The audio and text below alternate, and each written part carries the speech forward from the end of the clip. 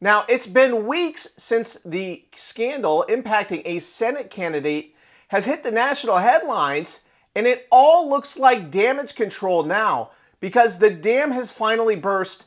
We have gotten the real story behind the flawed candidate in a major Senate race. And the candidate controversially garnered the support of many top Democrats, including Senator Bernie Sanders, Elizabeth Warren, Ruben Gallego, and Congressman Ro Hanna. Well, they all have egg on their face now. They look like morally reprehensible monsters for backing someone who clearly was an abusive person who had a Nazi tattoo and who had run a campaign where he has proclaimed himself as a communist. None of that was too much for these Democrats, and now their entire party looks less like a political operation than a criminal enterprise. Before we break this down, please like, share, and comment.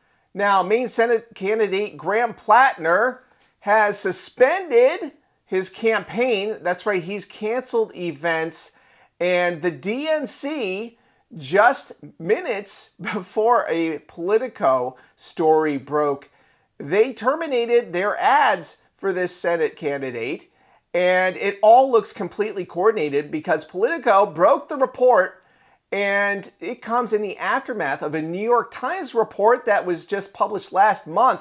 It was supposedly a story that cleared the air about Graham Plattner, but it revealed he was an abusive person, according to a conservative activist named Lindsay Fifield, who was completely credible, in my opinion. And it was very obviously a limited hangout operation. Now, what do I mean by that? Well, they tried to get some vague reporting in the news cycle so it sucks the oxygen out of a later damaging report. Well, that report just dropped in Politico. Well, they added that a liberal woman, that's right, this person actually supports Plattner's political ideas. Well, she has come forward, and it's quite clear that there is what some have interpreted to be a rape story involved here. According to the report, he broke into her home and was very physically invasive with her. And it looks extremely terrible, not just for Plattner, but for the Democrats who supported him, because there have not been many Democrats who spoke out about him, except for John Fetterman of Pennsylvania. So this report just goes to show that the Democratic Party is filled with moral degenerates. They cannot be trusted with power, and I just want people to understand this, because they have aligned themselves with criminal aliens, politicians with credible accusations of sexual abuse, and even worse in some cases. And there have been too many stories about Democrats involved in corruption and embezzlement and in fraud that it is not a coincidence anymore. This is the defining characteristic of the modern Democratic Party. And I want Americans to think really hard before they turn over the country to criminals. And that is really the moral of the story. So weigh in with your thoughts after this report. I wanted to directly address the troubling, serious, and false allegations against me.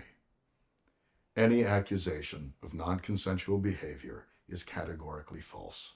Over the last 10 months, I have been deeply humbled by the faith Mainers have put in me. You have welcomed me into your homes, into your places of work, into your restaurants, into your houses of worship. You have shown that a different kind of politics, one that puts the interests of people over corporations, is not just possible, but is inevitable. This movement we have built, the largest volunteer base in the history of Maine politics, the hundreds of thousands of grassroots donors, and the supporters across the ideological spectrum, we were united in a love of Maine, a belief that our politics must change, and a focus on defeating Susan Collins. So, regardless of the inaccuracy of the reporting, but mindful of the political reality it will inflict, we are taking the time to reflect on the best path forward for the state that I love, the people that I love, the movement I belong to, and the goal of defeating Susan Collins. Those were the goals when we launched this campaign. and they remain my goals today. On June 9th, 154,058 Mainers, the most in primary history, voted to reject a broken politics beholden to Washington and the donor class. They voted for hope, for change, to take back our economy, to take back our power, and to take back our Senate seat. Throughout it all, you never turned your back on me, and I will not turn my back on you now. Every one of you deserves to see that vision come to fruition and see Susan Collins defeated, and we will use every tool at our disposal to do so. As Maine goes, so goes the nation. As always, thank you.